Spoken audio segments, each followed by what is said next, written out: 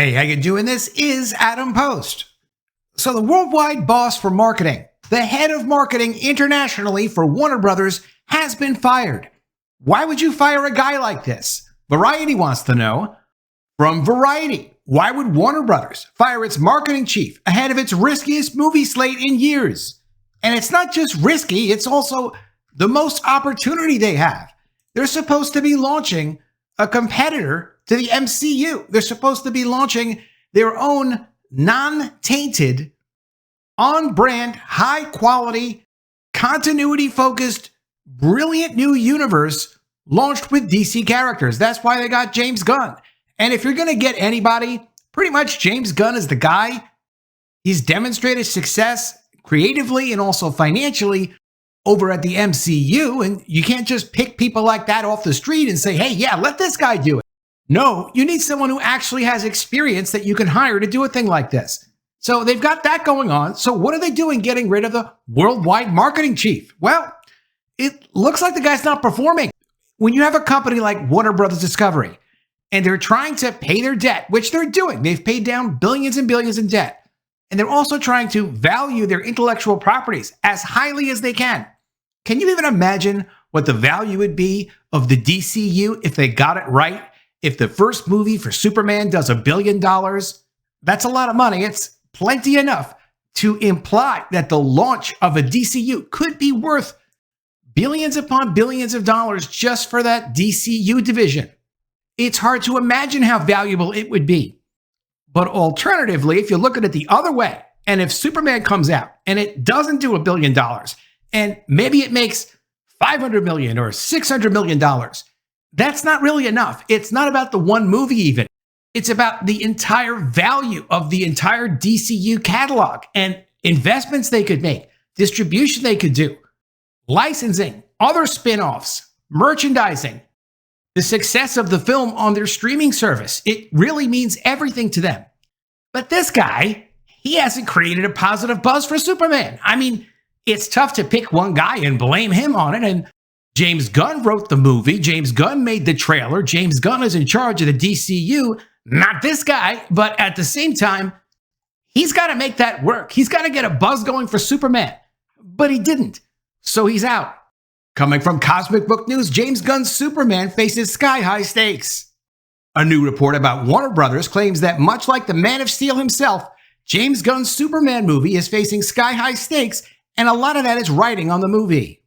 The MCU, except in recent years, and they're trying to save it and fix it right now, has been considered like the largest movie franchise in human history. The DCU could be that, and they could get it started right if they can create enough buzz for it, and if the movies are actually good and people are interested in them. That's the stakes. The stakes are astronomical. It's said if James Gunn's Superman isn't a big success, that a lot of people will be in trouble. News about Superman comes from Variety's report on Warner Brothers' recent decision to fire worldwide marketing chief Jeff Goldstein. The exact reasons aren't covered in the Variety article, but I can tell you the reason. The reason is, if you're not excited to see Superman yet, and some people are, but a lot of people are not, normies pretty much are not, and it's like January now, and the movie's coming out in July, that's why the guy's fired. Because what do you have this guy doing stuff if he can't make these things happen?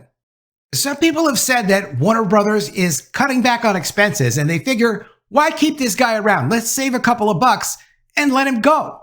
Well, sure, I'm sure the guy was being paid a lot of money. It's not like Warner Brothers Discovery is not able to pay their bills. They've paid down billions of dollars worth of debt. They're not anxious to save another $5 or $10 million a year by just randomly firing expensive people. They understand that they need people to do certain specific jobs. The issue isn't how much money somebody's making at their job. The issue is this person performing at their job? People were also putting out the rumor that Warner Brothers Discovery was going to sell out to Universal. And I told people back a couple of years ago, they're absolutely not going to do that. Not because I'm an insider at Warner Brothers and they tell me secret things. It's because you don't do that with a company that takes on a lot of debt. They have to pay off the debt to create value. If you don't pay off the debt, there's no way to sell the company and make a profit. And operators that get involved with companies that have a lot of debt on it, Do not sell out for the purposes of breaking even, or even losing a little bit of money, or making a tiny bit of a profit. So the reason they're getting rid of this worldwide marketing head is not to save a couple of bucks. They're not saying, you know what, let's have the cleaning lady come once every other week instead of every week. We'll save a little money. We can get by without it. It's because the guy isn't performing. That's why executives get thrown out of companies, particularly in a company that has a lot of debt to service. They will get rid of people they do not need. The people that remain are people they really do need. It's a performance issue. Let's see what Variety has to say about it. On January 7th, Warner Brothers worldwide marketing chief Josh Goldstein was called, is it Goldstein or Goldstein? I'm calling him Goldstein, that's it. Was called into the office of his bosses, studio chiefs Mike DeLuca and Pam Abity, at the end of the day to find out that he was being let go after 4 years at the company. His 3-year contract was renewed in early 2024. So Goldstein's dismissal came as a surprise to many on the Burbank lot, given that he played a key role in promoting successes that range from The Batman and Beetlejuice to Barbie and Wonka. There's an old adage in Hollywood, when a movie flops, blame marketing. So this executive shuffle is unusual because Warner Brothers had enjoyed a decent 2024 in terms of ticket sales. Andrew Cripps, the company's head of international distribution, was also dismissed as part of a shakeup that's purportedly designed to streamline global theatrical efforts. Under the new order, longtime Warner Brothers domestic distribution chief Jeff Goldstein has been elevated to oversee all aspects of the company's worldwide exhibition efforts. Quote, in building for the future, we've made the decision to realign our business unit with a singular global operation at its center to offer greater alignment for all our team members, according to DeLuca and Abity, who said this in a statement. That sounds like a lot of fake corporate speak, but it isn't really fake. That is actually a legitimate explanation. The axing of Goldstein and Cripps comes ahead of the riskiest slate that Warner Brothers has crafted in years, one that pulls together greater emphasis on expensive, auteur-driven originals rather than tested tentpoles. There's also a share of sequels with follow-ups to Mortal Kombat, Final Destination, and The Conjuring on the schedule. Over the past 12 months, Warner Brothers suffered a few costly flops, the Mad Max movie and Joker 2. Though it wasn't the only company to back some money losers. But the film studio also fielded several blockbusters, expanding the appeal of Dune Part 2 beyond its core demographic of sci-fi fans and into an all-audience tentpole, boosting the MonsterVerse franchise to new heights despite mixed reviews for Godzilla vs. Kong, and successfully reviving the ghost with the most after 36 years for Beetlejuice. Warner Brothers struggled at the international box office with Beetlejuice and Twisters, which were domestic powerhouses that weren't as embraced in overseas markets.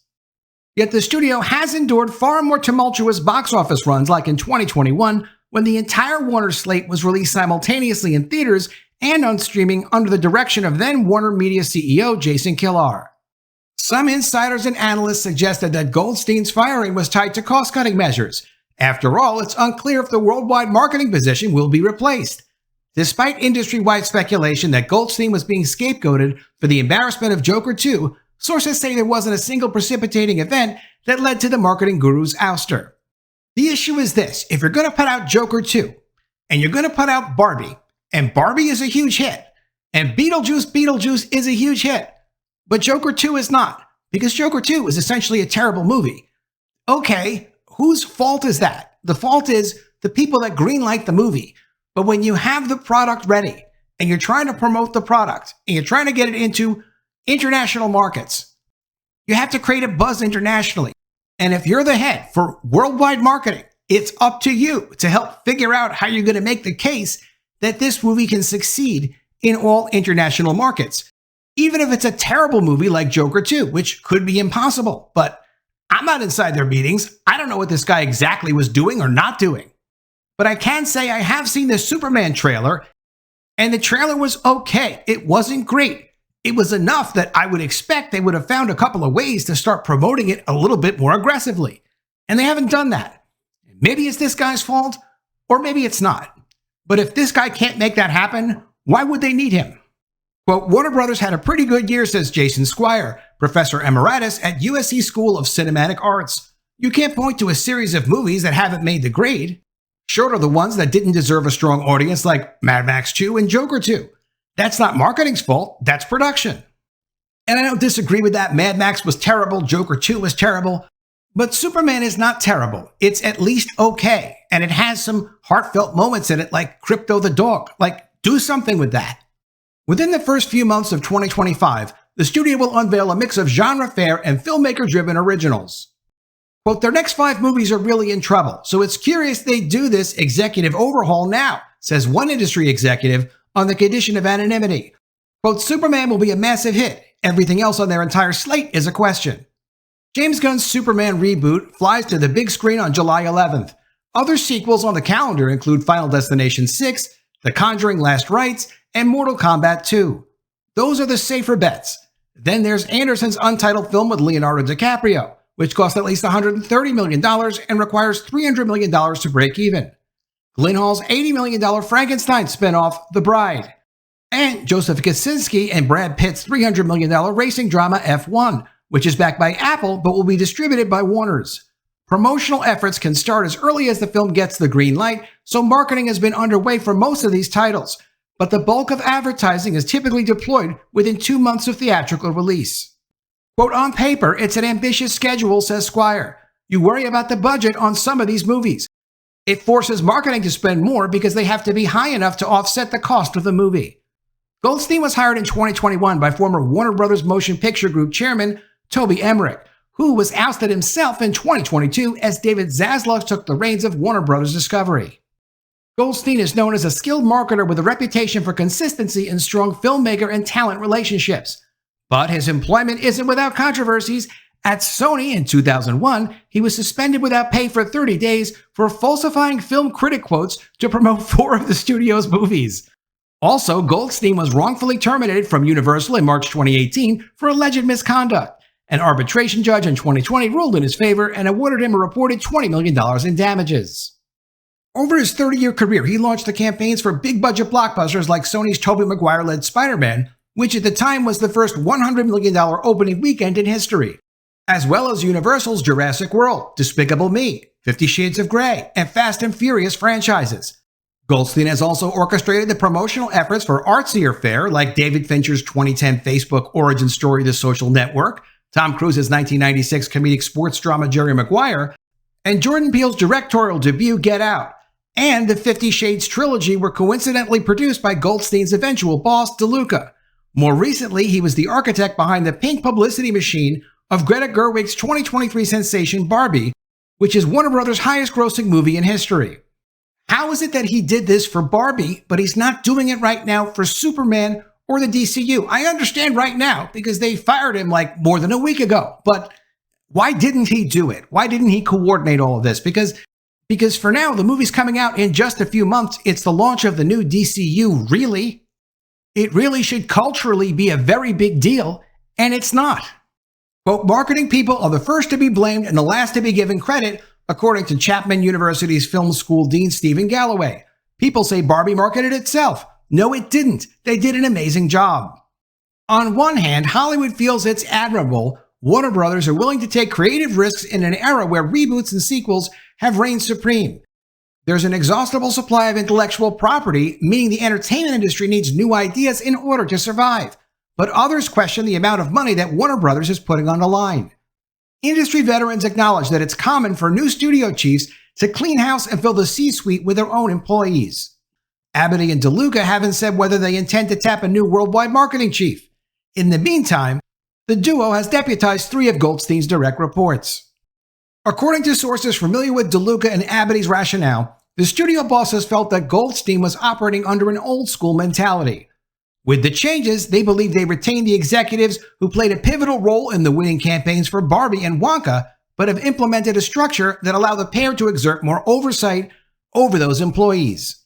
If I'm the studio that released Barbie and we saw the success that they had with Barbie, and you're going to tell me I'm not going to have oversight and completely understand the process of how that was done and then reflect and figure out how can we do something as close to that as possible every time we roll out something else new? Because that actually worked really well. We're not going to have oversight and understanding of how that comes to be.